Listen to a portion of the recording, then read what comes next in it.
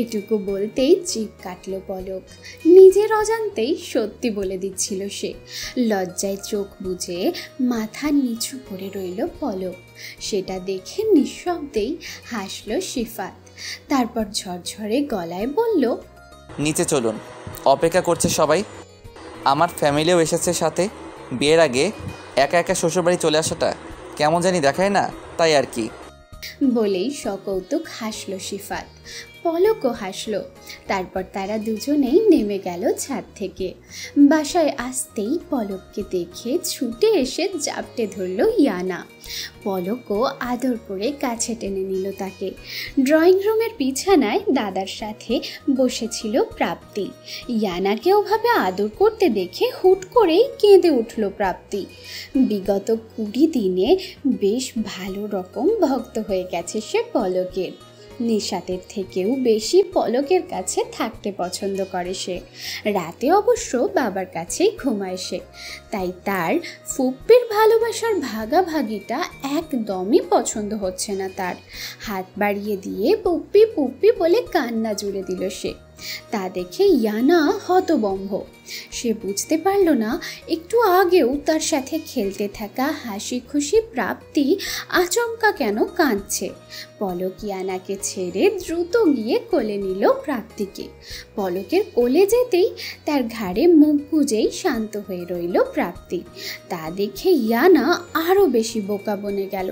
সিফাতের কাছে গিয়ে কাঁদো কাঁদো মুখ করে বলল, পাপাই মামুনিকে এখন আর আদর করবে না আমাকে? সব আদর প্রাপ্তিকেই দিয়ে দেবে? ইয়ানার অবস্থা দেখে বেশ হাসি পেল সিফাতের। বাচ্চারাও ভালোবাসার মানুষ নিয়ে কত ইনসিকিউর ফিল করে, কিন্তু ছোট্ট ইয়ানার করুণ মুখ দেখে হাসি চেপে গেল সে। ইয়ানাকে কোলে নিয়ে বুঝিয়ে বলল, তুমি যেমন আমার মেয়ে লাগো, আমি তোমাকে ভালোবাসি, তেমনি প্রাপ্তিও তোমার মামনির মেয়ে লাগে। তোমার মামনিও তাকে ভালোবাসে। আর তোমার মামনি যেমন তোমাকে ভালোবাসে, তেমনি তোমার পাপাইও ওকে ভালোবাসে। তাহলে সেই হিসেবে প্রাপ্তি তোমার বোন হলো। তুমি ওকে ভালোবাসবে। ওকে ওকে পাপাই, কিন্তু মামুনি? মা বাবার ভালোবাসা কখনো ভাগাভাগি হয় না আম্মু। তোমার আম্মু তোমাকে আর প্রাপ্তিকে দুজনকে খুব ভালোবাসে, কিন্তু প্রাপ্তি তো এখন একটু ছোট, তাই সেটা বুঝতে পারিনি, তাই এভাবে কেঁদেছে। কিন্তু তুমি তো বড় ওর থেকে, বুঝো, তাই তুমি একটু মন খারাপ করবে না। আর তুমিও যদি প্রাপ্তিকে ভালোবাসো, আদর করো, তাহলে সেও আর কখনো কাঁদবে না এভাবে। বুঝতে পেরেছো? হ্যাঁ পাপাই, আমি বুঝতে পেরেছি। এই তো আমার লক্ষ্মী আমোটা। বলেই ইয়ানাকে আদর করে দিল সিফাত। সিফাতের কথা শেষ হতেই ইয়ানা ওর আম্মুর কাছে গেল। রুকুর ব্যাগ থেকে একটা চকলেট নিয়ে ছুটে গেল পলকের কাছে। ইশারায় প্রাপ্তিকে দেখিয়ে বলল ওকে নিচে নামাতে। প্রাপ্তি কিছুতেই পলককে ছাড়বে না, তাই পলক তার কোলে নিয়ে বসলো প্রাপ্তিকে। প্রাপ্তিকে পেয়ে হাতের চকলেটটা বাড়িয়ে দিল ইয়ানা তার দিকে। তারপর তার মিষ্টি মিষ্টি গলায় বলল, এই নাও প্রাপ্তি, এটা তোমার জন্য। পাপাই বলেছে তুমি আমার বোন হও। আর মা বাবার ভালোবাসা কখনো ভাগাভাগি হয় না, তাই মামুনি তোমাকে যেমন ভালোবাসে তেমনি আমাকেও ভালোবাসে। তুমি একদম কেঁদো না ওর জন্য। আমিও তোমাকে অনেক ভালোবাসবো। পাপাই তোমাকে অনেক ভালোবাসে। তুমি আর কেঁদো না বোনু, চলো আমরা খেলি। বলেই হাত বাড়িয়ে দিল প্রাপ্তির দিকে। ছোট্ট প্রাপ্তি কি বুঝলো সেই জানে। ফ্যাল ফ্যাল করে তাকিয়ে শুনছিল সে ইয়ানার কথাগুলো। আর ইয়ানা হাত বাড়িয়ে দিতেই সেও চকলেটটা নিয়ে ইয়ানার হাত ধরে পলকের কোল থেকে নেমে গেল। পলক মুগ্ধ হয়ে দেখল ইয়ানাকে। কি ভীষণ বোঝদার মেয়ে। প্রাপ্তিকে কি সুন্দর নিজের বোন বলছে, আদর করছে। ভীষণ স্বস্তি লাগছে তার। এরপর সিফাতের দিকে চাইতেই চোখাচোখি হয়ে গেল দুজনের। মুচকি হেসে ইশারায় তাকে কৃতজ্ঞতা জানালো। সিফাতও চোখের ইশারায় আশ্বস্ত করলো তাকে। ঘরের দরজায় দাঁড়িয়ে এই পুরো ঘটনাটা দেখলো আরও একজন মানুষ। মনে মনে আল্লাহর কাছে শুকরিয়া করলো তার বোনের জন্য এমন একটা জীবনসঙ্গী দেওয়ার জন্য। পলাশকে দেখতে পেয়ে এগিয়ে এলো সিফাত। সালাম দিয়ে কুশল বিনিময় করলো নিজ থেকেই। তারপর তার সাথে পরিচয় করিয়ে দিল নিজের পরিবারের সবাইকেও। আজ সবার সাথে রুকুর বর দিহানও এসেছে। পলকের সাথেও পরিচয় করিয়ে দিল তার। রুকুর মতোই আন্তরিক ব্যবহার দিহানেরও। এমন একটা পরিবারে বোনকে দিতে পেরে বেশ স্বস্তি পেল পলাশ।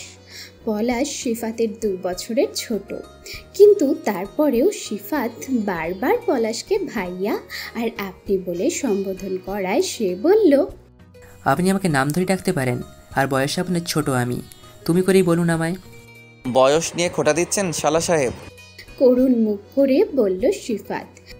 আরে না, আপনি ভুল বুঝছেন, আমি সেভাবে বলিনি আসলে। বিচলিত হয়ে বলল পলাশ। তা দেখে সিফাত হেসে দিল। সেটা দেখে বিভ্রান্তিতে পড়ল পলাশ। তাকে অমন বিভ্রান্ত হতে দেখে হাসি মুখেই সিফাত বলল, বয়স যাই হোক, সম্পর্কে আপনি মৃন্ময়ের বড় ভাই, আর সেই সুবাদে আমারও, তাই আপনাকে ভাইয়া বলেই ডাকবো আমি। আপনি আপত্তি করলেও কিন্তু শুনছি না আমি। সিফাতের এহেন অধিকার বোধ আর আন্তরিক ব্যবহার বেশ মুগ্ধ করল পলাশকে। একগাল হেসে দিয়ে সেও বলল, তাহলে আমিও কিন্তু আপনাকে ভাইয়া বলেই ডাকবো। আপনার যেটা ভালো লাগবে সেটা বলেই ডাকবেন আমায়, কোনো সমস্যা নেই তাতে। বলেই তার ভুবন ভুলানো হাসিখানা হাসল সিফাত। ঘরের এক কোণায় দাঁড়িয়ে মুগ্ধ হয়ে সে হাসি দেখল পলক। মনে মনে বলল, আলহামদুলিল্লাহ। সিফাত ইউএসএ থেকে এক গাদা শপিং করে এনেছে সবার জন্য। বাদ যায়নি পলকের ফ্যামিলিও। সেসব সিফাত নিজ হাতে 4-4টা তার হাতে তুলে দিয়েছে। আমজাদ আলী সেসব নিতে সংকোচ করলেও সিফাত যখন বলল, আপনার মেয়ে দিলে তো ঠিকই নিতেন, তাহলে আপনার মেয়ে যাকে সারা জীবনের জন্য নিজের করে নিচ্ছে তাকে কেন পর ভাবছেন? সে কি আপনাদের নিজের হবে না? আমি কি আপনার পরিবারের সদস্য হই না বাবা? সিফাতের মুখে বাবা ডাক শুনে ও তার এত আন্তরিকতা দেখে সিফাতের উপহারগুলোকে আর উপেক্ষা করতে পারলেন না তিনি। সিফাতের মাথায় হাত রেখে দোয়া করলেন তাকে। সবাইকে তাদের উপহার বুঝিয়ে দিলেও পলককে কিছুই দিল না সিফাত। ব্যাপারটা সবার নজরে এলেও কেউ কিছুই বলল না সেখানে। সন্ধ্যার পর বিদায় নিয়ে ফিরে গেল সিফাত ও তার পুরো পরিবার। কালো রঙের জর্জেট একটা শাড়ি হাতে নিয়ে বসে আছে পলক। বেশ পাতলা শাড়িটা। শাড়ির সাথে থাকা ক্যাটালগ দেখেই লজ্জায় তার মরি অবস্থা। ডিপ কাটিং নেকের স্লিভলেস ব্লাউজের সাথে ডিজাইন করা হয়েছে শাড়িটা। এইভাবে এই শাড়ি সে কীভাবে পরবে? কখনো সেটা ভেবেই লজ্জায় অস্বস্তিতে একাকার হয়ে যাচ্ছে পলক। তারপর সিফাত এই শাড়িটা তার জন্য এনেছে, সেজন্য রাগে লজ্জায় আরও খারাপ অবস্থায় তার। মনে মনে এক গাদা বকাঝকা করা হয়ে গেছে তার সিফাতকে। পলক জাস্ট ভেবেই পাচ্ছে না সিফাতের মতো ডিসেন্ট ম্যাচিওর একটা ছেলে এমন একটা শাড়ি তাকে কিভাবে দিতে পারে। কতক্ষণ শাড়িটা হাতে নিয়ে ঝিম মেরে বসে রইল। তারপর রাগ বিরক্তি নিয়েই শাড়িটা বিছানায় একপাশে রেখে হাত বাড়ালো পরের শপিং ব্যাগের দিকে। ওটা হাতে নিতেই তাতে একটা জুয়েলারি বক্স দেখতে পেল পলক।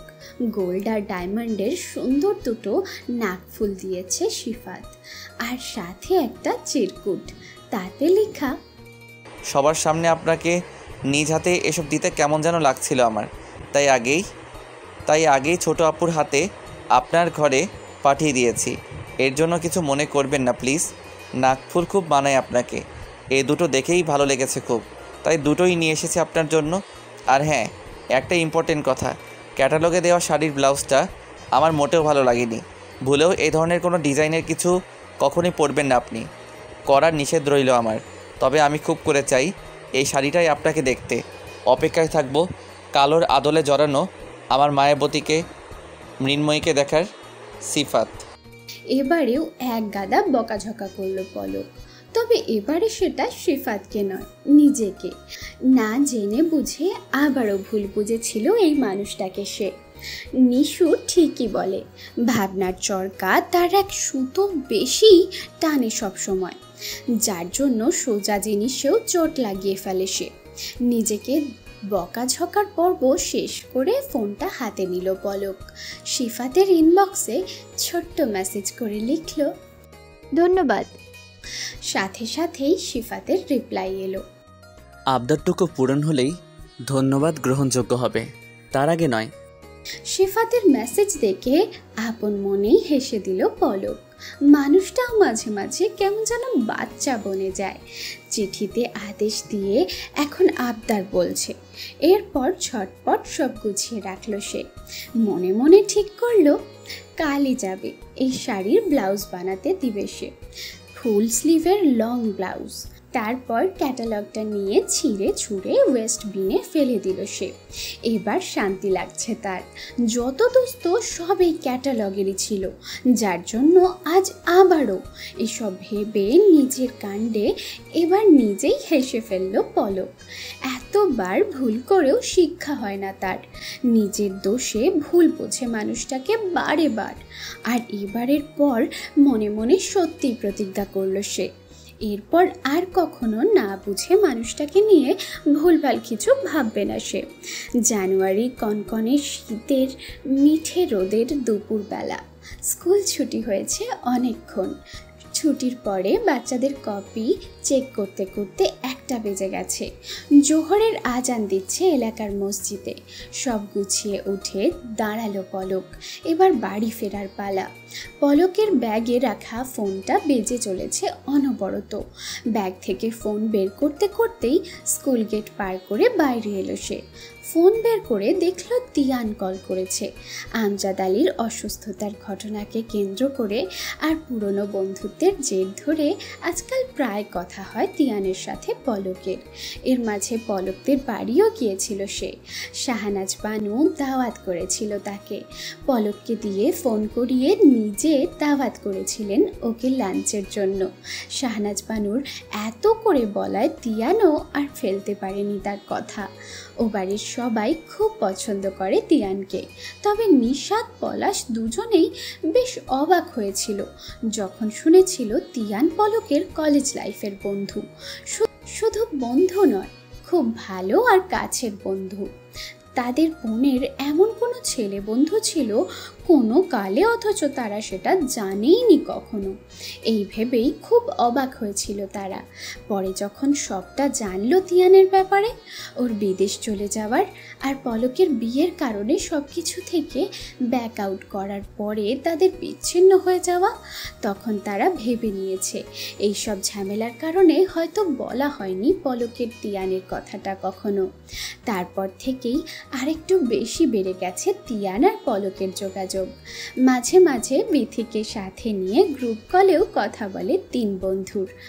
ব্যাপারটা অনেকটা কলেজ লাইফের দিনগুলোর মতো সাবলীল হয়ে গেছে তাদের কাছে। বিথি বেশ খুশি সব স্বাভাবিক হওয়ায়। তবে তিয়ানকে নিয়ে তার চিন্তা হয় কিছুটা। পলককেও ঠিক বুঝে উঠতে পারে না মাঝে মাঝে। সব স্বাভাবিক হয়েও কেমন যেন স্পষ্ট নয় পুরোপুরি। ঘড়িতে সময় দেখল পলক, দুপুর 1:15 বাজে। এই সময় তিয়ানের অফিসে থাকার কথা, তাই অসময়ে তার কল দেখে কিছুটা অবাক হলো পলক। কল রিসিভ করতে করতেই সামনে চোখ পড়ল তার। গাড়ির কাছ ঘেঁষে দাঁড়িয়ে আছে তিয়ান, কানে ফোন ঠেকিয়ে রেখেছে। পলককেই কল করছিল সে। তার পাশেই শাড়ি পরিহিতা একজন মহিলা, চোখে সানগ্লাস, কোলে ছোট্ট একটা বাচ্চা। কিছুটা দূর থেকে মহিলাটি কে সেটা বুঝতে পারল না সে। পলককে দেখে ফোন রেখে আলতো হাসল তিয়ান। পলকের চোখে বিচলতা। গুটি গুটি পায়ে এগিয়ে গেল সে তিয়ানের আর ওই মহিলাটির দিকে। কাছাকাছি যেতেই তাকে দেখে এক গাল হেসে চোখ থেকে সানগ্লাস খুলে ফেলল মহিলাটা।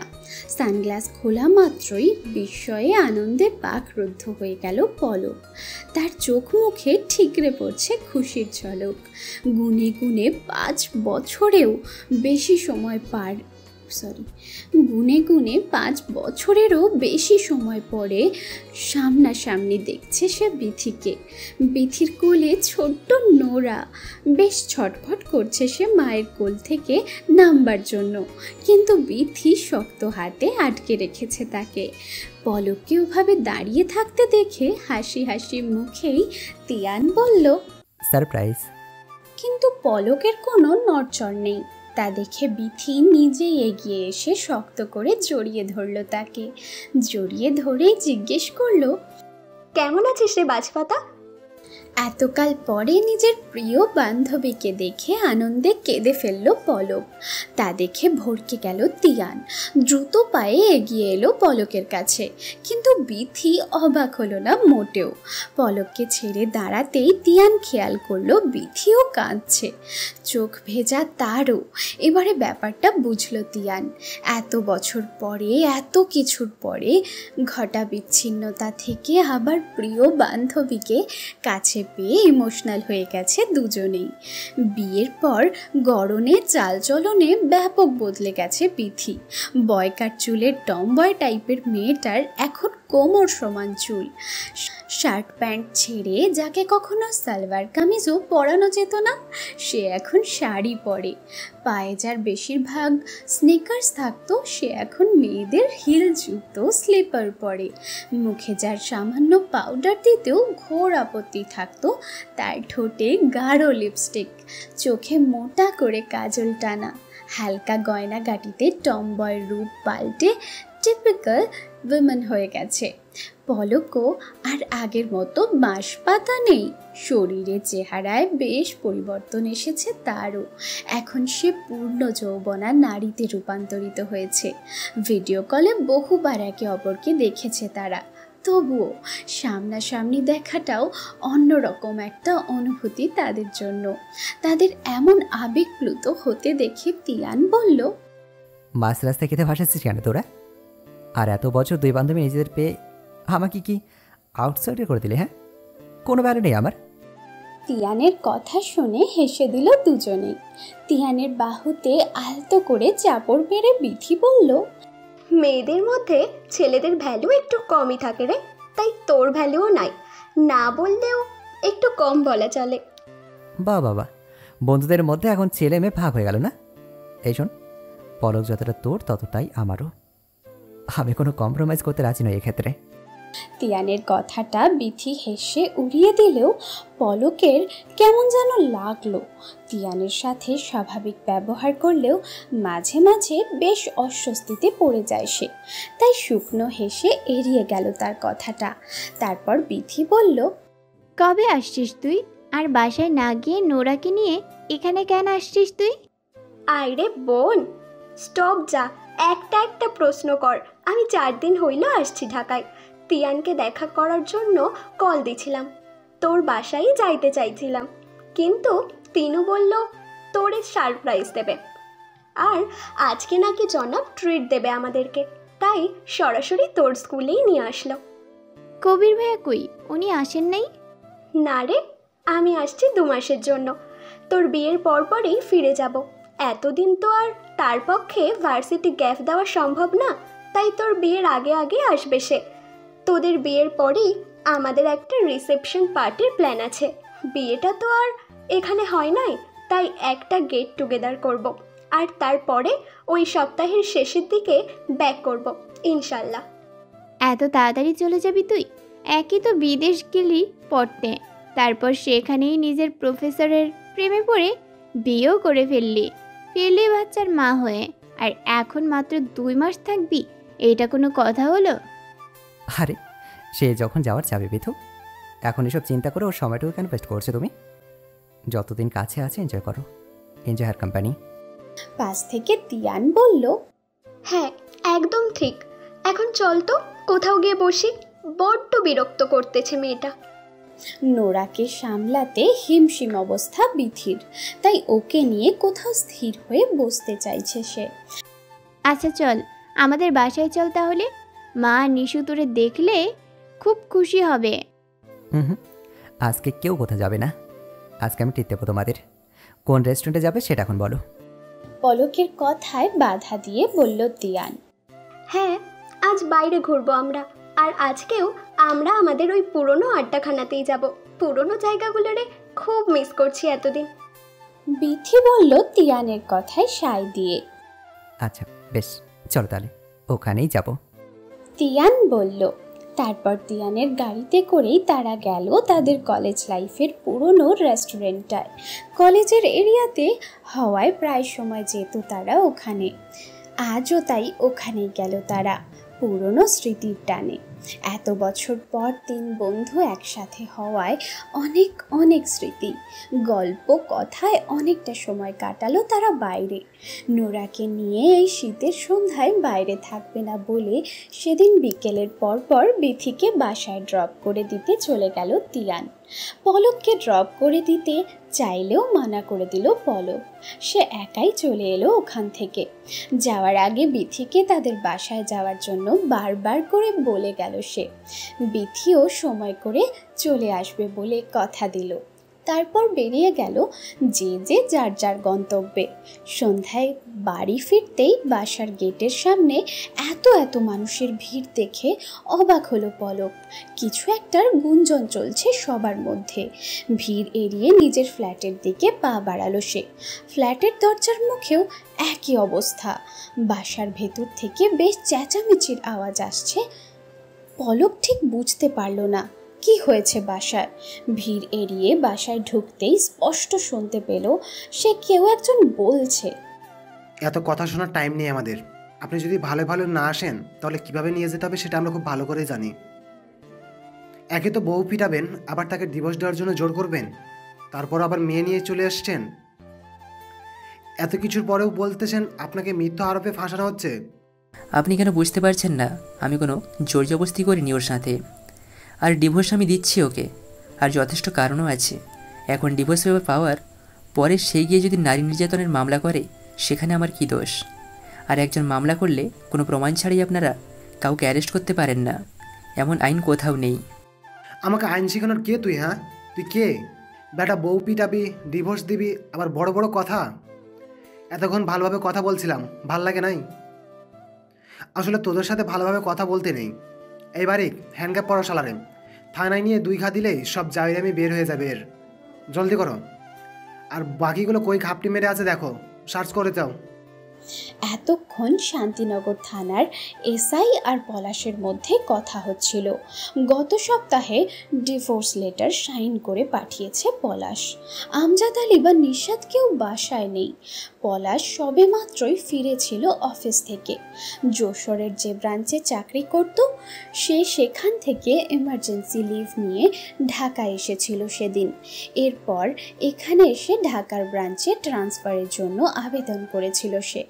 ম্যানেজার হিসেবে প্রমোশন হওয়ার কথা ছিল তার এবছর, কিন্তু এবছর প্রমোশন ছেড়ে দিয়ে এখানে ট্রান্সফার নিয়েছে সে।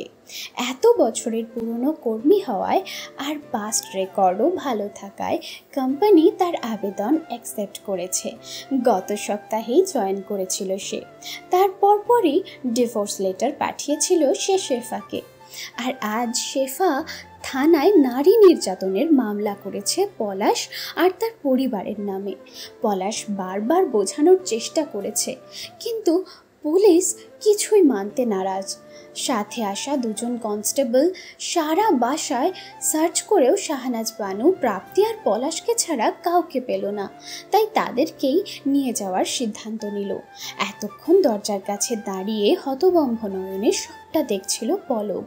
আশেপাশে মানুষের নানান গুঞ্জন চলছে, কিন্তু কেউ আগ বাড়িয়ে এসে প্রতিবাদ করছে না। যে পরিবারটা এত বছর তাদের এলাকায়, তাদের বিল্ডিংয়ে আছে, কোনো রকম ঝামেলা ছাড়াই, তাদের বিপদেই কেউ পাশে এসে দাঁড়াচ্ছে না, দাঁড়িয়ে তামাশা দেখছে কেবল। বারিক নামের কনস্টেবল পলাশকে হাত কড়া পড়াতেই শাহনাজ বানু হাহাকার করে উঠলেন। সেটা অগ্রাহ্য করেই তার হাতেও হাত কড়া পড়াতে গেলে পেছন থেকে বাধা দিল পলক। দ্রুত পায়ে এসে এসআই লোকটার কাছে গিয়ে বলল, আপনি আইনের কথা বলছিলেন না? আপনার আইন যে কোনো মহিলা কনস্টেবল ছাড়া কোনো মহিলাকে অ্যারেস্ট করার পারমিশন দেয় না, সেটা জানেন না আপনি? তারপর চোখ রাঙিয়ে কনস্টেবলের উদ্দেশ্যে বলল, আপনার মায়ের বয়সী উনি, ভদ্রতা জ্ঞান বলে কিছু নেই আপনার। আর পুরুষ কনস্টেবল হয়ে কোন সাহসে হাত দিচ্ছেন আপনি ওনার গায়ে? এই কে আপনি? হ্যাঁ, পুলিশের কাজ পুলিশে জানে। এখানে আপনাকে কথা বলতে কে বলেছে? এই বাড়ির মেয়ে আমি, তাই কথা বলার অধিকার আমার আছে। আর পুলিশ তার কাজ কতটা জানে সেটার নমুনা বেশ ভালোই দেখতে পাচ্ছি আমি। তাছাড়া কে কি মামলা করলো সেটা সত্য মিথ্যা যাচাই না করে অ্যারেস্ট করতে পারেন না আপনি। এই যে ম্যাডাম, আপনাকে দেখে মনে হচ্ছে আপনি যথেষ্ট শিক্ষিত। আর একজন মেয়ে হয়ে অন্য মেয়ের প্রতি যে নির্যাতন আপনি আপনার ভাই আর পরিবার করেছে, তারপরে আর ভদ্র সভ্যতার জ্ঞান করা সাজে না আপনাদের সাথে। মহিলা কনস্টেবল নাই সাথে, তাই আপনাদের দুজনকে ছেড়ে দিচ্ছি, কিন্তু আপনাদের ভাইকে সাথে নিয়ে যাব। পারলে আপনাদের উকিল নিয়ে এসে ছাড়াই নিয়ে যাবেন আপনাদের ভাইকে। এই বাড়ি নিয়ে চলে এরে বলে টানতে টানতে পলাশকে নিয়ে গেল তারা। প্রাপ্তি প্রচুর ভয় পেয়েছে, কাঁদছে প্রচুর। শাহনাজ বেগম বাধা দিয়েও আটকাতে পারেননি ছেলেকে, তিনিও কাঁদছেন। বড্ড দিশেহারা লাগছে পলককে। পুলিশ পলাশকে নিয়ে যেতেই পাড়া প্রতিবেশীরাও যার যার বাড়ি ফিরে গেল। কেউ কেউ ঘরে ঢুকে 2-4টা কথা পরামর্শও শুনিয়ে গেল। একটু পরে নিশাত আর আমজাদ আলীও ফিরে এলো। সব শুনে হতবম্ব তারা। এই মুহূর্তে কি করবে না করবে বুঝে উঠতে পারলেন না আমজাদ আলী। কদিন আগেই হার্ট অ্যাটাক হয়েছিল তার। ডাক্তার খুব সাবধানে থাকতে বলেছেন তাকে। আর এরই মাঝে এমন একটা অবস্থায় পড়ে বিপি বেড়ে গেল তার। অসুস্থ হয়ে গেলেন আবারও। শাহনাজ বানু সামনে কেঁদে চলেছেন। নিশাত বোঝাচ্ছে তাকে। প্রাপ্তিকে কোনো মতে ঘুম পাড়িয়ে ভেতর ঘরে রেখে এসেছে পলক। কিন্তু এত কিছুর মাঝেও পলাশকে কি করে ছাড়িয়ে আনবে সেটাও ভেবে পাচ্ছে না পলক। আমজাদ আলীকে প্রেশারের মেডিসিন দিয়েছে, কিন্তু তিনি কিছুতেই শান্ত হতে পারছেন না। তার ভাইকে ফোন করেছিলেন, কিন্তু নারায়ণগঞ্জ থেকে এত রাতে তিনি কিভাবে আসবেন, তাই সকাল হতেই চলে আসবেন বলে আশ্বস্ত করলেন আমজাদ আলীকে। শাহনাজ বানুর ভাইও শহরে নেই, ব্যবসার কাজে খুলনা গেছেন। এই অবস্থায় ছেলেকে কিভাবে ছাড়িয়ে আনবেন সে চিন্তা তাকে অস্থির করে তুলছে। এত রাতে উকিল কোথায় পাবে সেটাও ভেবে পাচ্ছেন না তিনি। বিপদে মাথা কাজ করে না, খুব সত্যি কথাটা। তাই তারাও কেউ কিছুই ভেবে পাচ্ছে না কি করবে। রাত 8:30। হঠাৎ পলক নিশাতকে ডেকে বলল প্রাপ্তির কাছে থাকতে। ব্যাগ নিয়ে কোথাও একটা যেতে দেখে নিশাত জিজ্ঞেস করলো তাকে, এত রাতে কই যাইতেছিস তুই বুবু? থানায় যাই। কি এত রাতে তুই একা থানা যাবি? মাথা খারাপ হয়েছে তোর? কিছু করার নাই নিশু, ভাইয়াকে তো আর জেলে থাকতে দিতে পারি না। আর তাছাড়া বাসায় বসে থেকে কিছু করাও যাবে না, ওখানে গিয়েই কিছু একটা ব্যবস্থা করতে হবে। বাবাকে কিছু বলিস না এ ব্যাপারে, চিন্তা করবে আরও। আমি আসছি বলেই ব্যাগ নিয়ে দ্রুত বেরিয়ে গেল পলক। নিশাত আর কিছু বলার সুযোগ পেল না। একদিকে ভাইকে পুলিশ নিয়ে গেছে, বাবার বিপি হাই, মা কেঁদে কেটে অস্থির, আর অন্যদিকে এত রাতে বোন তার থানায় ছুটলো একা একা। এত কিছুর চিন্তায় অসহ্য লাগছে তার এখন। কদিন আগেই এক বিপদ থেকে উদ্ধার হয়েছে, আর আজ আবার। কিন্তু কি করবে সে এখন?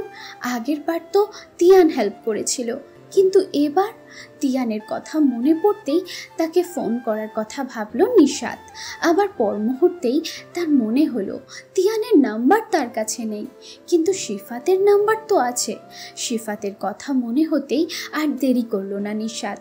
দ্রুত হাতে ডায়াল করলো শিফাতের নাম্বারে।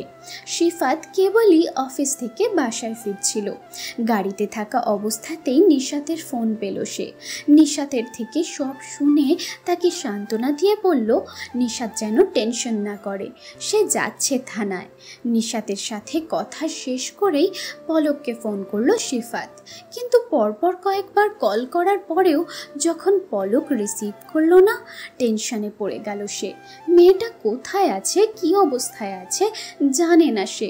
তবু নিজেকে যথাসম্ভব শান্ত রেখে তাদের ফ্যামিলি লয়ারের নাম্বারে ডায়াল করলো শিফাত। যা ব্যবস্থা করার এখন তাকেই করতে হবে। রাত 10টা। শিফাতের গাড়ি এসে থামলো শান্তিনগর থানার সামনে।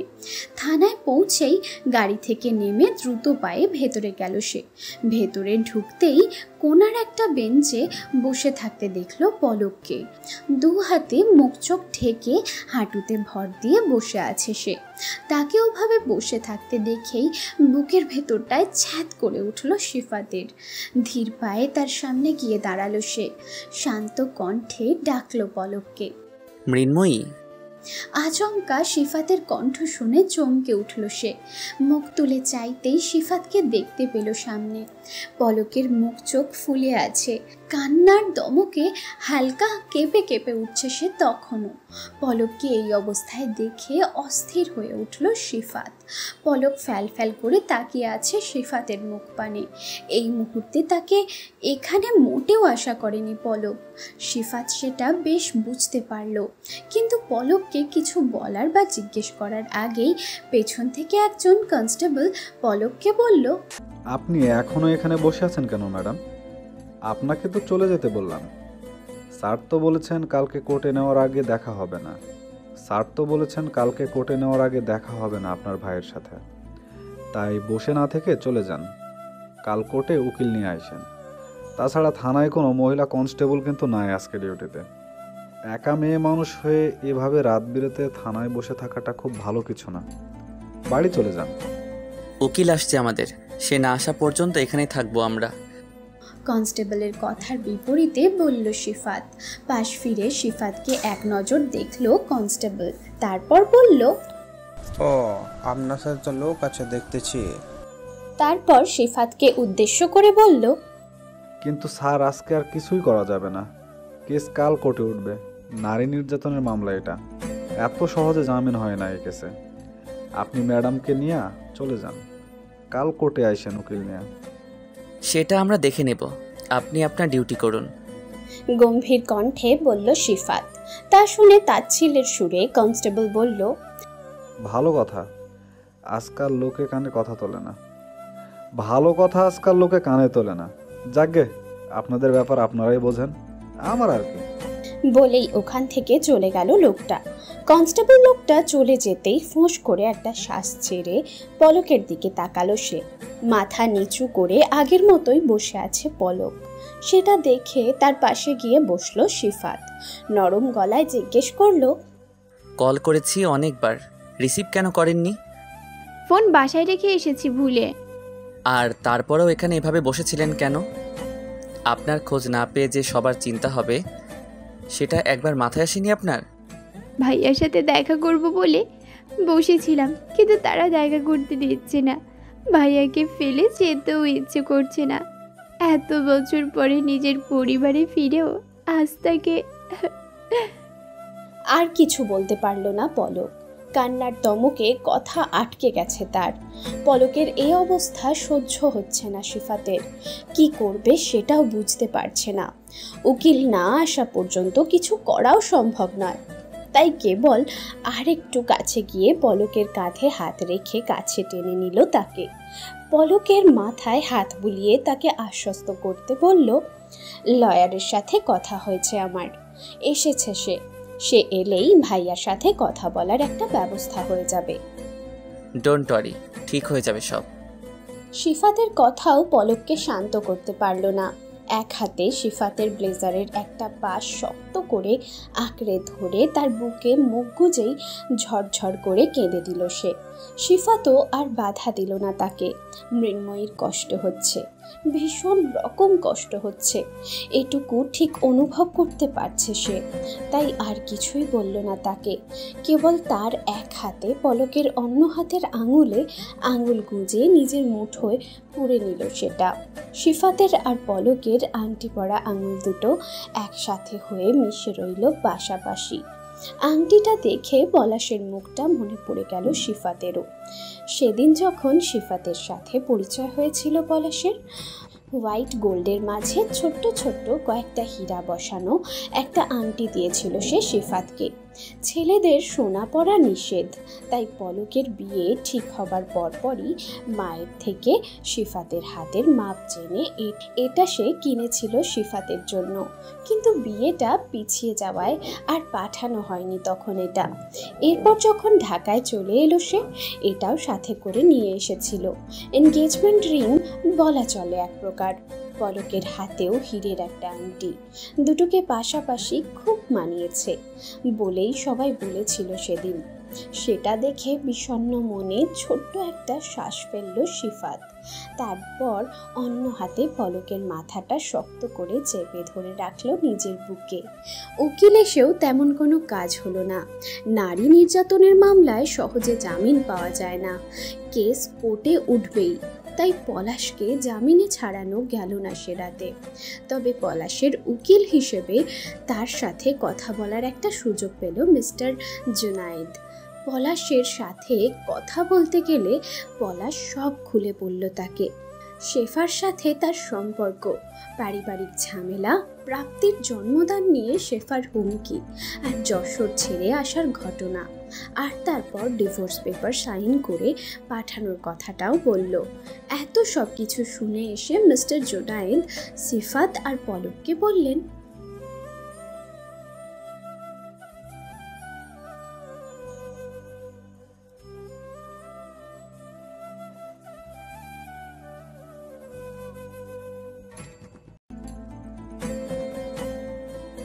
তারপর সিফাতের সাথে কথা শেষ করে তাকে সব বুঝিয়ে দিয়ে তিনিও চলে গেলেন ওখান থেকে।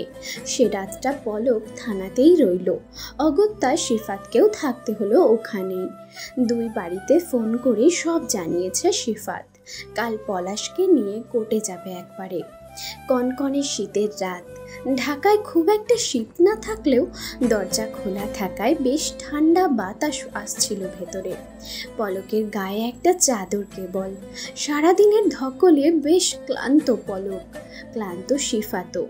গতকাল ইটালি থেকে ফিরেছে সে। আজ অফিসে কেটেছে সারাটা দিন। মিটিং শেষ করে ক্লান্ত শরীরে বাসায় ফিরছিল, কিন্তু মাঝপথেই নিশাতের ফোন পেয়ে গাড়ি ঘুরিয়ে থানায় এসেছে। আর বিগত 4 ঘন্টা যাবৎ থানার বাইরে গাড়িতে বসে আছে পলককে নিয়ে। রাতে কিছুই খাওয়া হয়নি কারো। রশিদকে গাড়ি নিয়ে ফিরে যেতে বলেছিল, কিন্তু সে সিফাতকে রেখে যাবে না, তাই সেও বসে আছে গাড়ির দরজা খুলে। আবার একটু পর পর গাড়ি থেকে নেমে পায়চারি করছে থানার সামনে। রাত 2:10। একটু আগে রশিদ 2 কাপ চা নিয়ে এসেছে। থানার কাছে একটা টং দোকান খোলা ছিল, সেখান থেকেই ম্যানেজ করেছে। 1 কাপ চা পলকের দিকে বাড়িয়ে দিল সিফাত। ক্লান্তিতে আর দীর্ঘময় কান্নার ফলে মাথা ধরেছে পলকের, তাই চাটুকু পেয়ে বেশ উপকারী হলো তার। কিন্তু মনের অশান্তিতে তার এখন কিছুই মুখে দিতে ইচ্ছে করছে না, তাই চায়ের থেকে মুখ ফিরিয়ে নিল সে। পাশ ফিরে সিটে হেলান দিয়ে চোখ বুজে রইল। সিফাতও তাই রেখে দিল নিজের কাপটা।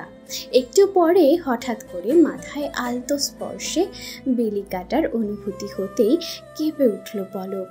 ঝট করে চোখ খুলে পাশ ফিরে চাইতেই দেখল সিফাত তার মাথায় বিলি কাটছে। অবাক নয়নে তার দিকে চেয়ে কিছু বলতে যাচ্ছিল। পলক তার আগেই খুব আদুরে স্বরে সিফাত বলল, এত তাড়াতাড়ি ক্লান্ত হলে চলবে কি করে মৃন্ময়ী? কাল আরও বড় একটা তুফানের সম্মুখীন হতে হবে আমাদের। তার জন্য তো নিজেকে শক্তপোক্তভাবে ধরে রাখতে হবে, নইলে লড়াই করব কি করে? আর আমি জানি আমার মৃন্ময়ী এইটুকু ঠিক বুঝবে, তাই না? ফ্যাল করে তাকিয়ে সিফাতের কথাগুলো শুনল পলক। সিফাতের শেষ কথায় রোবটের মতো মাথা নাড়িয়ে হ্যাঁ বোঝালো কেবল। কিছুটা দূরে হাতে চায়ের কাপ নিয়ে দাঁড়িয়েছিল রশিদ। সিফাত ইশারা করতেই কাপ দুটো নিয়ে সিফাতকে দিল সে। মৃদু হেসে 1 কাপ চা পলকের হাতে দিয়ে বলল, এটা খান, ক্লান্তি কমে যাবে, ভালো লাগবে আপনার। পলক এবারে ঠিকই নিল কাপটা। সিফাত চোখের ইশারায় সেটায় চুমুক দিতে বলায় রোবটের মতো তাতে একটা চুমুক দিল পলক। তারপর সিফাতের দিকে তাকিয়ে ঘোর লাগা কণ্ঠে বলল, এত ভালো কেন আপনি? সিফাত আলতো হাসলো পলকের এহেন কথায়, তারপর নরম স্বরে বলল, আমি এতটাও ভালো নই মৃন্ময়ী। কিন্তু তাও আপনি অনেক ভালো। তার প্রতি পলকের এমন ধারণা দেখে আবারও হাসল সিফাত, তারপর বলল, তাহলে বলবো সেটা স্বয়ং সৃষ্টিকর্তার তরফ থেকে আমাকে মৃন্ময়ের জন্য নির্বাচিত করা হয়েছে বলেই। ভালো তো ভালোটাই ডিজার্ভ করে, তাই না? এটা শুনে চট করেই আপত্তি জানিয়ে পলক বলল, আপনাকে নয়, আমাকে আপনার জন্য সৃষ্টি করা হয়েছে হয়তো। স্বামীর বাবা জোরের হাড় থেকেই স্ত্রীকে সৃষ্টি করা হয়। বলেই বাইরের দিকে মুখ ঘুরিয়ে চায়ে চুমুক দিল পলক। তার এই কথায় ভ্রু কুঁচকে গেল সিফাতের। হয়তো কথাটা পছন্দ হয়নি তার, তাই চকিতেই পলককে প্রশ্ন করল, হয়তো কেন? বিয়ে তো আপনার আমার সাথেই হচ্ছে, সুতরাং আপনিও নিশ্চিতভাবে আমারই। এখানে হয়তো কিসের? সিফাতের এহেন প্রশ্নে তার দিকে ফিরে চাইল পলক। তারপর সিফাতের বিভ্রান্ত চোখের দৃষ্টিতে দৃষ্টি মিলিয়ে খাদে নামানো গলায় বলল, বিয়েটা হবার কথা, হয়নি এখনো। ভাগ্যটা বড্ড বেসামাল বিষয়, শেষ মুহূর্তে গিয়েও বদলে যেতে পারে। তাই দুজনের তরফ থেকে কবুল না বলা পর্যন্ত কিছুই নিশ্চিত নয়। কে বলতে পারে শেষ পর্যন্ত কে কার হয়, কার থেকে কার সৃষ্টি, আর কার জন্যই বা কার জন্ম। সিফাত চমকালো পলকের ওই দৃষ্টির দিকে চেয়ে। পলকের চোখে রহস্য খেলা করছে, আর সিফাতের দৃষ্টিতে বিভ্রান্তি, রহস্য ভেদ করতে না পারার বিচলতা। সেই দৃষ্টির দিকে তাকিয়ে মুচকি হাসল পলক। সে হাসিতেও যেন রাজ্যের রহস্য নিহিত। চোখ সরিয়ে নিল পলক সিফাতের থেকে। পলকের দৃষ্টি ফিরিয়ে নিতেই ঘোর কাটল সিফাতের। তারপর অস্থির গলায় বাচ্চাদের মতো করে বলল, এই কিসের কবুল, কিসের কি? এই নিন, আমি এখনই কবুল বলছি। কবুল কবুল কবুল। এবার আপনিও বলে ফেলুন ঝটপট, তাহলেই হবে। নিশ্চিতভাবেই আপনি আমার হয়ে যাবেন। নিন বলুন তাড়াতাড়ি। গাড়ির সিটে হেলান দিয়ে মাথা ঠেকিয়ে চোখ বুজেছিল পলক। আর সেই মুহূর্তে সিফাতের এমন বাচ্চামো দেখে এই ঘোর ক্লান্তি কষ্টের মাঝেই হেসে ফেলল পলক। তাকে হাসতে দেখে সিফাত আরও অস্থির হয়ে উঠল। ব্যাকুল সুরে বলল, কি হলো বলুন কবুল। সিফাতের এমন বাচ্চামো দেখে এবার মুচকি হেসে মাথা ঘুরিয়ে তার দিকে চাইল পলক। তারপর চায়ের কাপের শেষ চুমুকটুকু দিয়ে বলল, চাটা খুব একটা খারাপ ছিল না, ধন্যবাদ। সকাল 7টা। মৃন্ময়ী, মৃন্ময়ী উঠুন এবার, সকাল হয়ে গেছে তো, কোর্টে যেতে হবে তো আমাদের। শেষ রাতের দিকে ঘুম নেমে এসেছিল পলকের চোখে। কুয়াশাও ছিল বেশ। গাড়ির ভেতর জবুথবু হয়ে এক কোণায় মাথা ঠেকিয়ে ঘুমিয়েছিল পলক। হঠাৎ এমন আদুরে ডাকে আস্তে আস্তে চোখ মেলে তাকালো সে। পুরোপুরি চোখ মেলতেই দেখল সিফাত তার মাথায় হাত রেখে তার দিকে ঝুঁকে আছে খানিকটা। সম্ভবত তার মাথায় হাত বুলিয়ে ডাকছিল তাকে। ঘুম ঘোরে সিফাতকে ওভাবে দেখতেই চমকে উঠল পলক। হন্তদন্ত হয়ে সোজা হয়ে বসতে গেলেই সিফাত বলল, আস্তে মৃন্ময়ী, সময় আছে এখন অনেকটাই, এমন হড়বড়িয়ে উঠতে নেই ঘুম থেকে। সিফাতের কথায় এবার পুরোপুরি হুঁশ হলো পলকের। মনে পড়ে গেল কাল রাতের ঘটনাটা।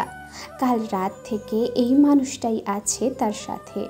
সারা রাত জেগেছিল তার জন্য, কতভাবে সামলেছে তাকে। আর এখনও তারা থানার বাইরে অবস্থান করছে। সব কিছু মনে পড়তেই পলক জিজ্ঞেস করলো, আপনি ঘুমোননি একটু? ভোরের দিকে চোখ লেগে এসেছিল কিছুটা, তারপর আজান শুনে ঘুম ভেঙে গেছিল। পাশের মসজিদে গিয়ে নামাজ পড়ে এলাম কিছুক্ষণ আগে। আপনি ঘুমাচ্ছিলেন বলে আর ডাকিনি। গাড়ি লক করে রেখে গেছিলাম। রশিদও ছিল বাইরে। ভাইয়াকে 10টায় কোর্টে নেওয়া হবে, আমরা তার আগে যাব। লয়ারের সাথে কথা বলতে হবে। আপনি বাসায় চলুন এখন, পরে না হয় ওখান থেকেই। না, আমি ভাইয়ার সাথেই যাব। আপনি বরং চলে যান বাসায়, এখন তো আর রাত নেই, সমস্যা হবে না। সারা রাত অনেক কষ্ট হয়েছে আপনার, আপনি বরং গিয়ে রেস্ট নিন। হড়বড়িয়ে বলল পলক। ভেতরে চেপে বসুন তো একটু। হ্যাঁ। আচ্ছা থাক, এখানেই থাকুন আপনি। বলেই গাড়ির দরজা লাগিয়ে দিল সিফাত। তারপর ঘুরে এসে অন্য পাশের দরজা খুলে উঠে বসলো গাড়িতে। রশিদকে বলল, মৃন্ময়ীর বাড়ি চলো।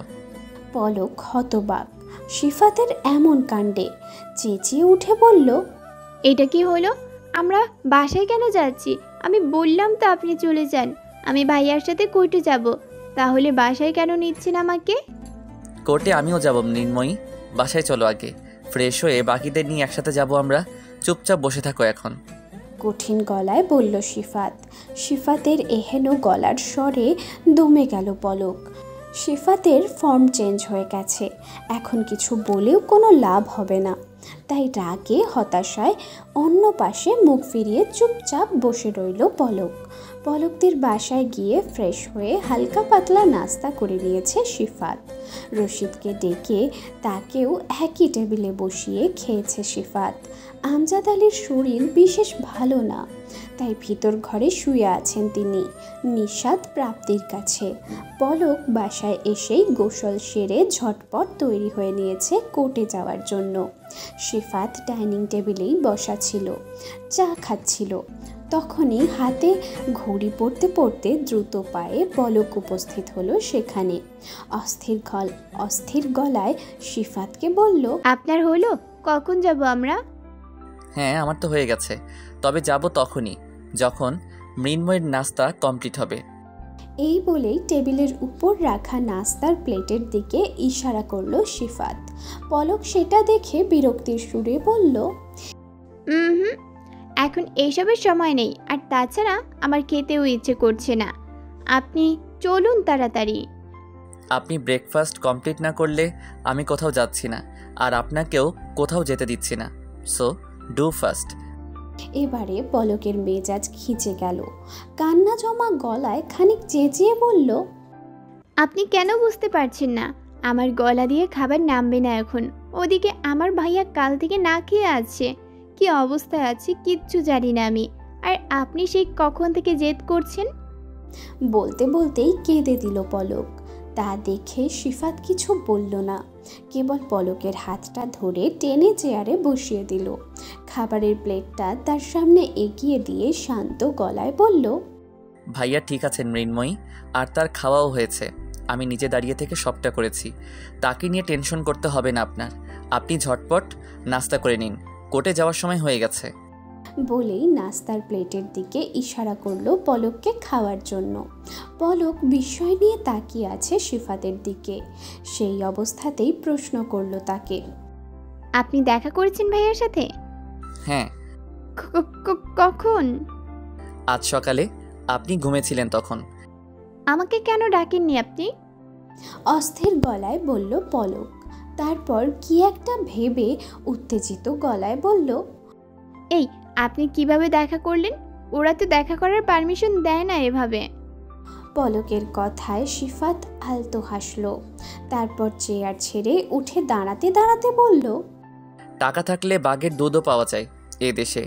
সামান্য কনস্টেবলকে ম্যানেজ করাটা আর এমন কি ব্যাপার? আপনি নাস্তা শেষ করে আসুন, আমি বাবার ঘরে যাচ্ছি কথা বলতে। আর হ্যাঁ, নাস্তা পুরোটা কমপ্লিট হওয়া চাই। নাও ডু ফাস্ট। বলেই নিজের ব্লেজার ঠিক করতে করতে পা বাড়ালো সে আমজাদ আলীর ঘরের দিকে। আর পলক হতবম্ব হয়ে কতক্ষণ তাকিয়ে রইল তার যাওয়ার দিকে। মনে মনে বলল, মানুষটা আত্ম কি? হ্যাঁ। সকাল 11টা। কোর্টের বাইরে দাঁড়িয়ে আছে পলক, সিফাত আর পলকের চাচা আরিফ হোসেন। আজ সকালে ঢাকা এসেছেন তিনি, আর কোর্টের সময় হয়ে যাওয়ার সরাসরি এখানেই এসেছেন। আমজাদ আলীর শরীর ভালো না হওয়ায় সিফাত বুঝিয়ে সুঝিয়ে বাসায় রেখে এসেছে তাকে। শাহানাজ বানু নিশাতকেও রেখে এসেছে প্রাপ্তির জন্য। উকিলের সাথে কথা বলছিল সিফাত। পলাশের ডিভোর্সের কেসটা যিনি লড়ছেন তার নাম মিস্টার শফিক। মিস্টার জুনায়েদও এসেছেন সাথে।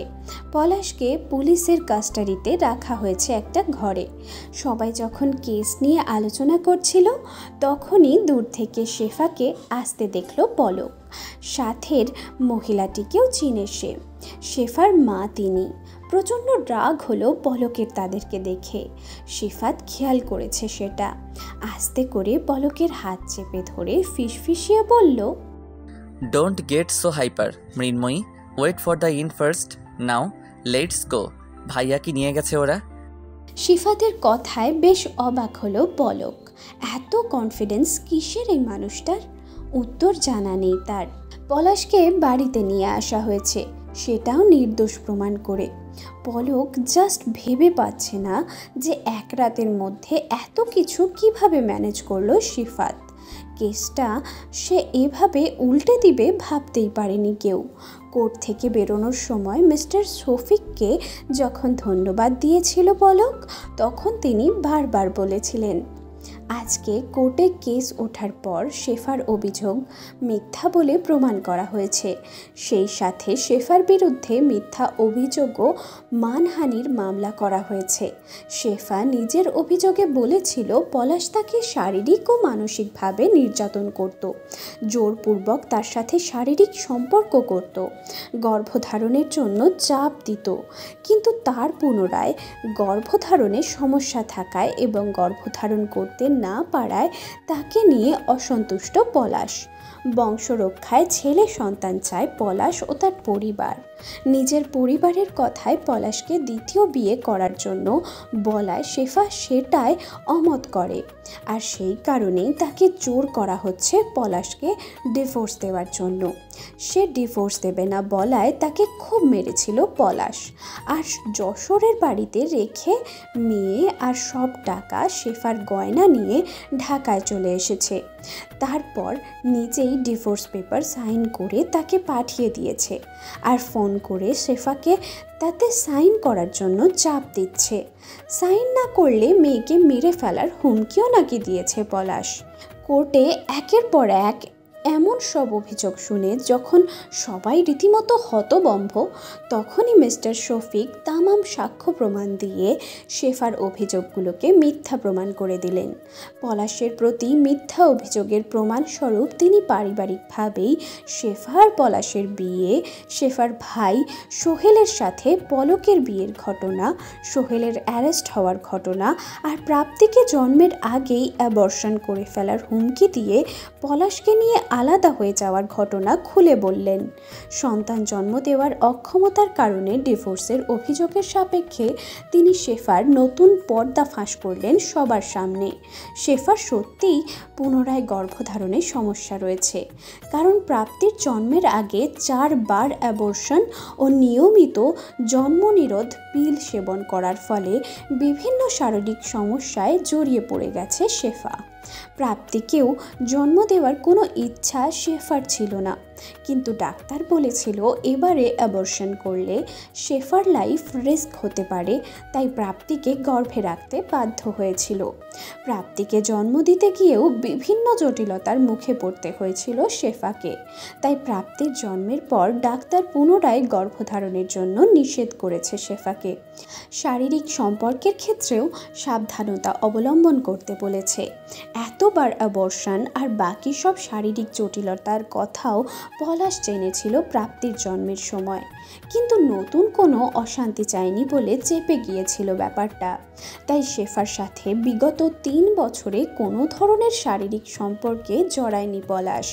আসলে পরিবার থেকে তাকে ওভাবে আলাদা করার কারণে আর প্রাপ্তির প্রতিও শেফার অযত্ন অবহেলা দেখে তার প্রতি মন উঠে গেছিল পলাশের। শুধুমাত্র প্রাপ্তির জন্যই একসাথে ছিল। তবে পলাশ যে সব জানে এটা শেফা জানতো না।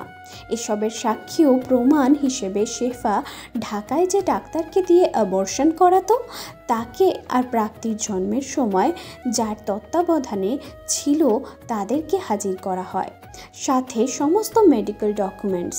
আর মারধরের অভিযোগও যে মিথ্যা সেটা প্রমাণ করতে প্রয়োজনে শেফার মেডিকেল চেকআপের জন্য আর্জি পেশ করা হয় কোর্টে। আর যশোর থেকে আসার আগে শেফা তাকে নারী নির্যাতনের মামলায় ফাঁসানোর হুমকি দেয়, সেটাও বলা হয় কোর্টে। শেফা ভাবতে পারেনি ব্যাপারটা এত সহজে হাত থেকে থেকে বেরিয়ে যাবে। সে শুনেছিল নারী নির্যাতনের মামলা করলে আসামির কমপক্ষে 7 বছরের জেল হয় আর ক্ষতিপূরণ হিসেবে টাকাও পাওয়া যায়। তাই এত কিছু না ভেবেই কেস করে দিয়েছিল। ফলাফল কেস হেরে গেছে সে। মিথ্যা মামলার অভিযোগে এবং মানহানির মামলায় তাকে 2 বছর করে 4 বছরের সশ্রম কারাদণ্ড দেওয়া হয়। ডিভোর্সের আবেদনটাও মঞ্জুর করা হয় একই সাথে। শেফার জেল হওয়ায় প্রাপ্তির কাস্টাডিও পলাশ পায়। সব মিলিয়ে কেসটা সম্পূর্ণ পলাশের পক্ষে চলে আসে। আর এক রাতের মধ্যে এত সব প্রমাণ শিফাত জোগাড় করিয়েছে তার এক বন্ধুকে দিয়ে, যে কিনা পুলিশের বড় কর্মকর্তা। রাতেই তার সাথে যোগাযোগ করে কথা বলে সব কিছু গুছিয়ে নিয়েছিল সে। কিন্তু পলক এসবের কিছুই জানতো না। কিন্তু এত সব কিছুর মাঝে সে এটা ঠিক বুঝতে পারল, শিফাত নামের মানুষটি তার জীবনে আশীর্বাদ স্বরূপ। তাকে কষ্ট দেওয়া বা ঠকানোর দুঃসাহস করারও তার জন্য কল্পনাতীত হবে। এত ঝড়ের পরে পলকের আজকাল বেশ সুখ সময় চলছে। বিয়ের মাত্র 1.5 মাস বাকি।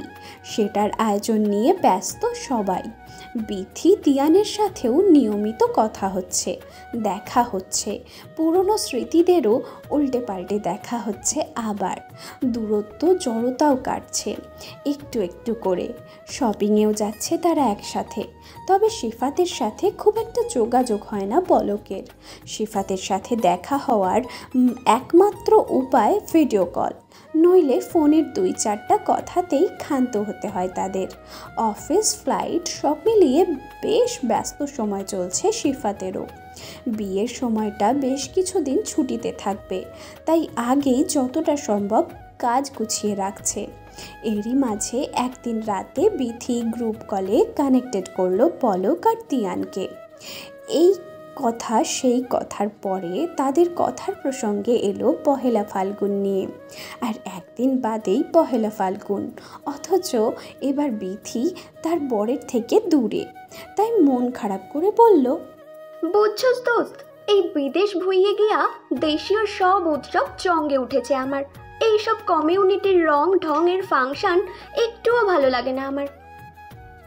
জামাইটা যাও ভ্যালেন্টাইনটা পালন করে, এবার এটাও হইব না। তো এতে এত মন খারাপ করে কি আছে? এইবার তো দেশে আসিস, তাই না? তুই আর পরক চা, শাড়িটারি পরে ঢাকা শহরটা ঘুরবি সারাদিন। কফির মগে চুমুক দিতে দিতে বলল তিয়ান।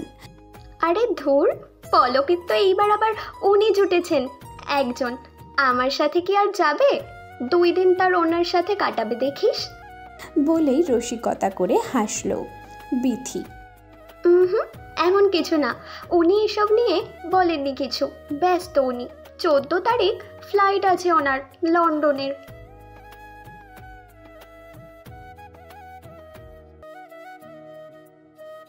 বিথির এমন অহেতুক হতাশ করা দেখে হেসে ফেলল পলক আর তিয়ান। তাদের হাসি দেখে মেজাজ খারাপ হওয়া স্বরে বিথি বলল, এই ফাজিলের দল, হাসুস কেন এমনে? আমি ভুল কি কইলাম? তুই ভুল কিছু বলিস না বিথু, বাট এটা তো পলক আর সিফাত ভাইয়ের ব্যাপার, তাই না? তুই আমি আফসোস করলে কি, হ্যাঁ, যেখানে পলকেরই কোনো আফসোস নেই। তিয়ান বলল, হ্যাঁ এটাও কথা। তবে বললামই তো, তোরা দুজন যা ঘুরে আয়। আবার কবে না কবে আসবি বাংলাদেশে। আর পলকেরও তো এটা লাস্ট সিঙ্গেল ফাল্গুন, তারপরে তো উনিও বর নিয়ে ঘুরবে। বলেই ফিচলে হাসলো তিয়ান।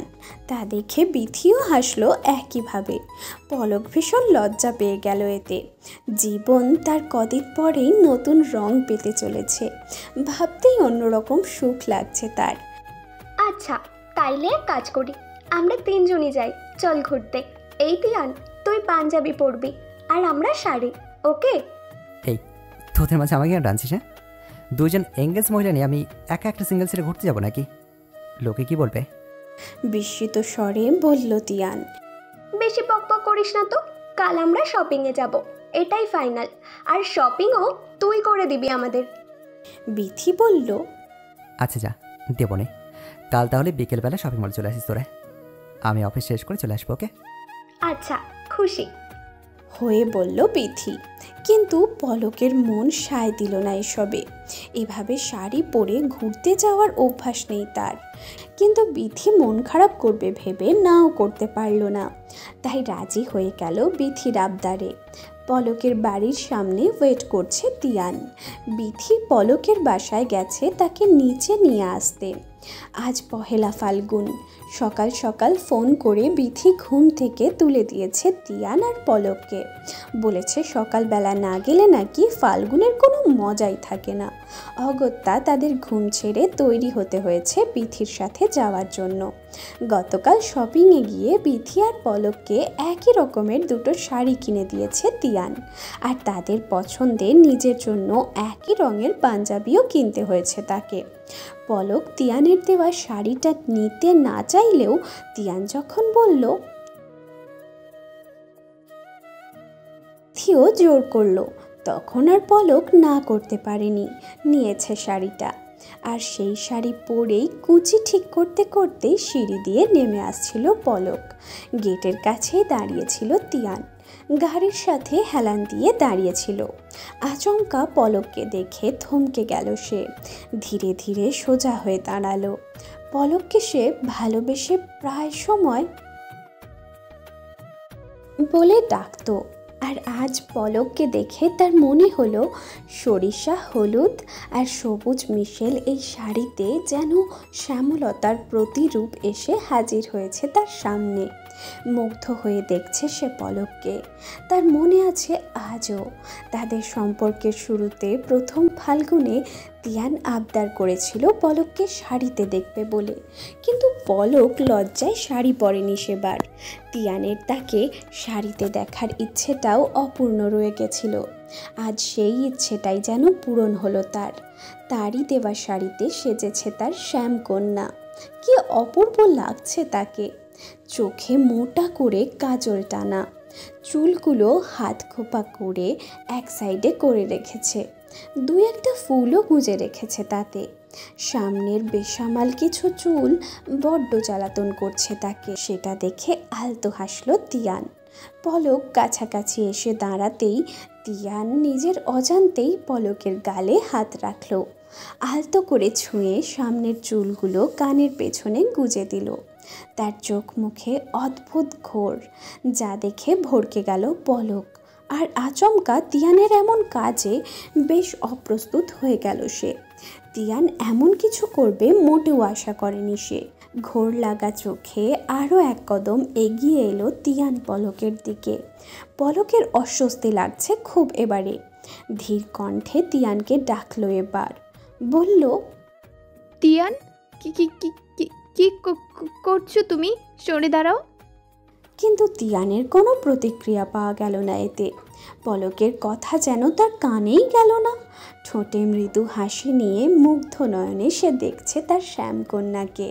আস্তে আস্তে তিয়ানের আঙুল পলকের কানের পেছন থেকে নেমে ঘাড় ছুঁতেই চমকে উঠল পলক। ছিটকে দু কদম পিছিয়ে গেল তিয়ানের থেকে। তা দেখে ঘোর কাটল তিয়ানের। সেই সাথে বেশ অপ্রস্তুত হয়ে গেল সে তার এহেন কাজে। পলকের চোখে মুখে রাগ, বিস্ময়, বিভ্রান্তির সংমিশ্রণ খেলা করছে। তা দেখে তিয়ান বেশ বুঝতে পারল কত বড় ভুল করেছে সে। তাই পলককে যেই না সরি বলতে যাবে অমনি পেছনে বিথি চেঁচিয়ে বলল, এই কি করিস তোরা? এখনো খাম্বার মতো দাঁড়িয়ে আছিস কেন? গাড়িতে ওঠ। বিথিকে খেয়াল করতেই তিয়ান দেখল বিথি আর পলক একইভাবে সেজেছে। বেশ মিষ্টি লাগছে বিথিকে। তাকে দেখে মুচকি হাসল তিয়ান। তার কাছাকাছি গিয়ে পলকের পাশাপাশি গিয়ে দাঁড়িয়ে বলল, দেখ তো তিনু, কেমন লাগছে আমাদের দুজনকে? মাশাআল্লাহ, খুব মিষ্টি লাগছে তোদের। Thank you. খুশি হয়ে বলল বিথি। তারপর তাদের তাড়া দিয়ে বলল, এই চল চল, এমনিতেই দেরি হয়ে গেছে, পরে আরও লেট হয়ে যাবে। চলো এসো পলক। বলেই গাড়ির দিকে পা বাড়ালো তিয়ান। সারাদিন তিন বন্ধু খুব ঘুরেছে, মজা করেছে।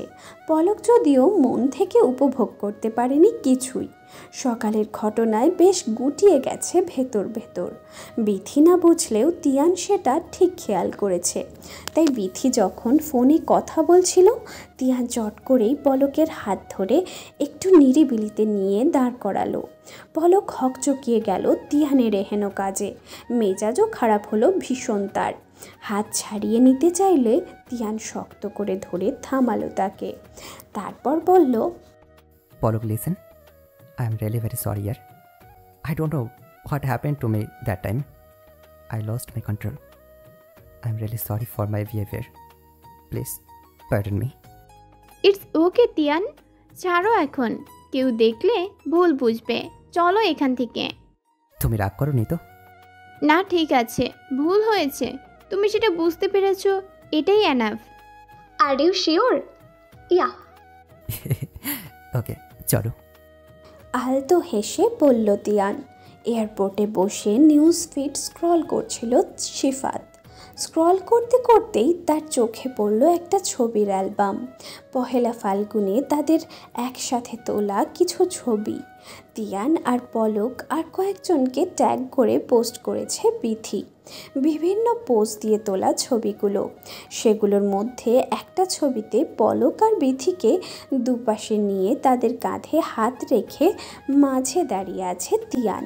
তিনজনেরই হাসি মুখ। ক্যাপশনে লেখা, শার is gifted by dear Tian. আর একটা ছবিতে পলক কিছু একটা নিয়ে হাসছে, প্রাণ খোলা এক হাসি। আর সামনে তিয়ান দাঁড়িয়ে মুগ্ধ নয়নে সে হাসি দেখছে তিয়ান। তার মুখেও মুগ্ধতার হাসি লেপ্টে আছে। দেখেই বোঝা যাচ্ছে ক্যান্ডিড ক্লিক এটা। অন্য একটা ছবিতে পলক কোথাও একটা চলে যাচ্ছিল, আর তিয়ান শাড়ির আঁচলে পেঁচিয়ে যাওয়া তার হাতটা ধরে রেখেছে। আবার বিথিকে এক পাশ থেকে জড়িয়ে পাশাপাশি দাঁড়ানো একটা ছবিও আছে তিয়ানের সাথে। আরও কয়েকজনের সাথেও বেশ কিছু গ্রুপ ফটো আছে। বন্ধু বোধ হয় তারা ওদের। পলককে মুগ্ধ হয়ে দেখল শিফাত। সত্যিই খুব সুন্দর লাগছিল তাকে। বিথি আর সে একই রকম সেজেছে, সেটা দেখেও আলতো হাসল শিফাত। বিথির কথা শুনেছে সে নিশাতের কাছে। পলকের একমাত্র ক্লোজ ফ্রেন্ড সে।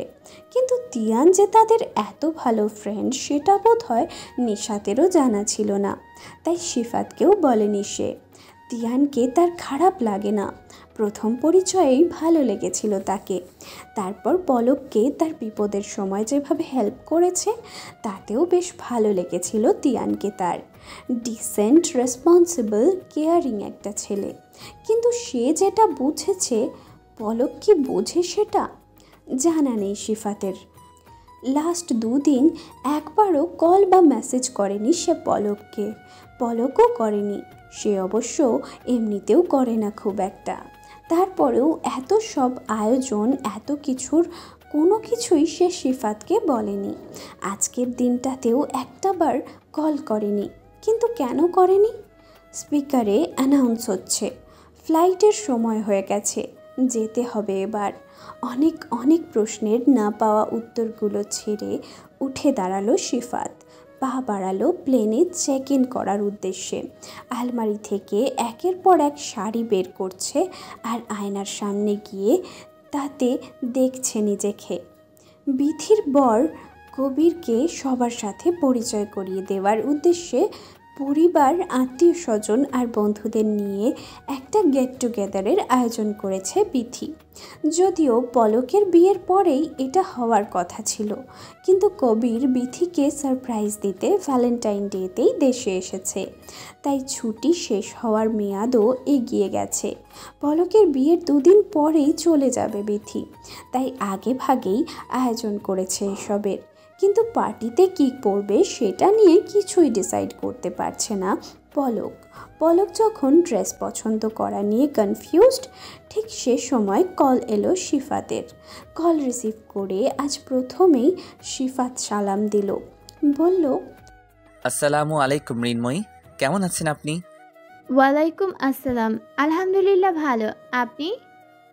ভালো আছি। কি করছেন? ড্রেস দেখছিলাম, কাল বিথির ওখানে গেট টুগেদার আছে, ইনভাইট করেছে সেখানে। জানি, আমাকেও কল করেছিল আজ, ইনভাইট করেছে পার্টিতে যাওয়ার জন্য। আপনাকে? অবাক হয়ে প্রশ্ন করল পলক। হ্যাঁ, কেন বলেনি আপনাকেও? না। ও, আমাকে সন্ধ্যায় কল করেছিল, এতবার করে বলল যেতে, আমি আর না করতে পারিনি। তাছাড়া আপনার হয়েই তো যাচ্ছি, অপরিচিত হলেও খুব একটা সমস্যা হবে না আমার।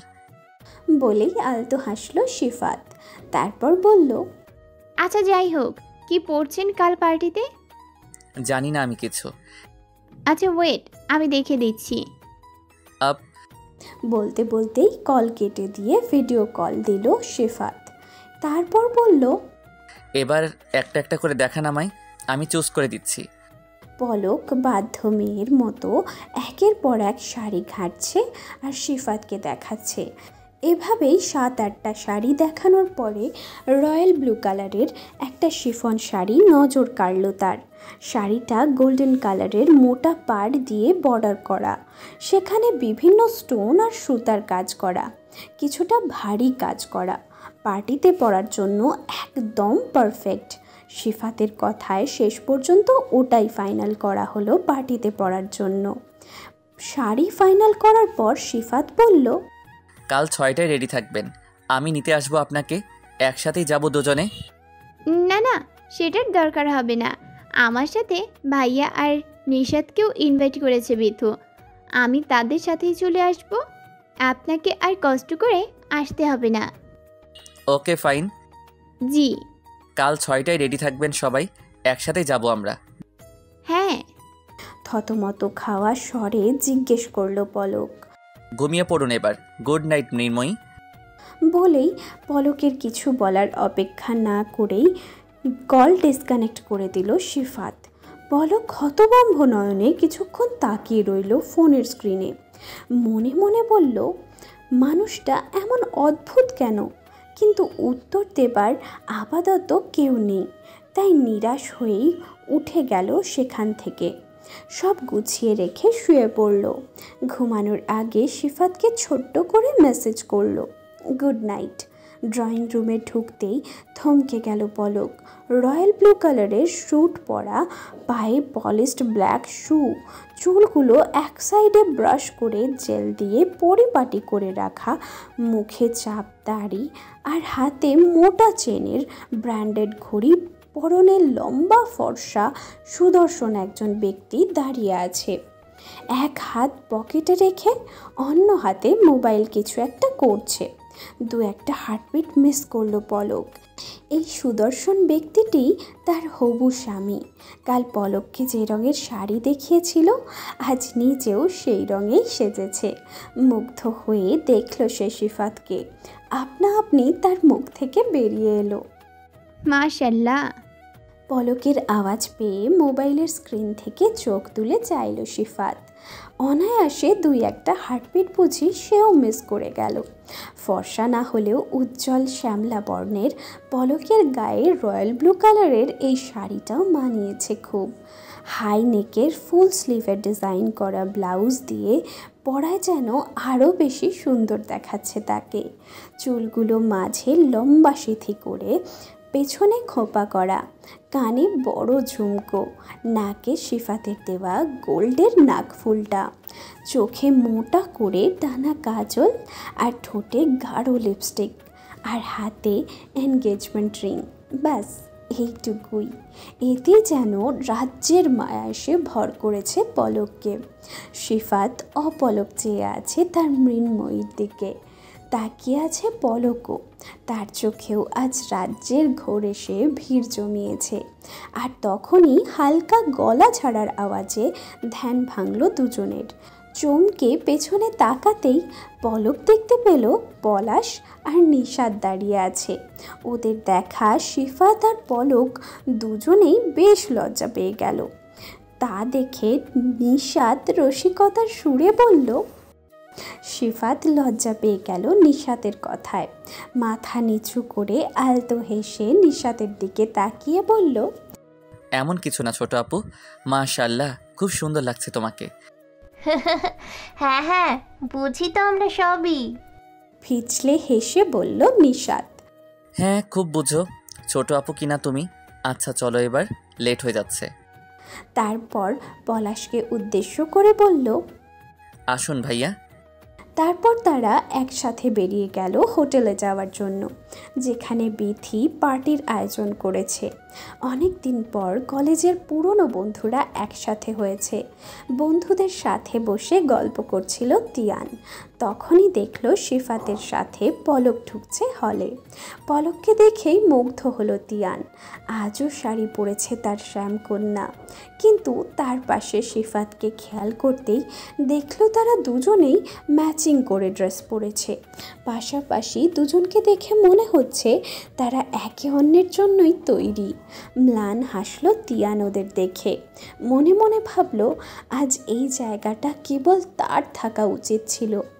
অথচ আচ্ছা, আজ যদি সে নিজের জায়গা ফেরত চায়, খুব কি অন্যায় কিছু হবে?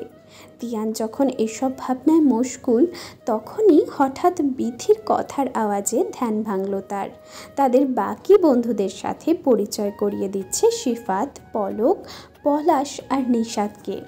তিয়ানকে দেখতে পেয়েই সিফাত হ্যান্ডশেক করার জন্য হাত বাড়িয়ে দিয়ে বলল, হেই তাইয়ান, কেমন আছো? I am quite good. What about you? আলহামদুলিল্লাহ, ভালো আছি। বলেই তৃপ্ত চোখে পলকের দিকে তাকিয়ে আলতো হাসল সিফাত। তার এই চাহনিতে সহসা লজ্জা পেয়ে গেল পলক। মাথা নিচু করে আলতো হাসল সেও। তিয়ান সেটা ঠিকই খেয়াল করলো। কেন যেন ভালো লাগলো না ব্যাপারটা তার।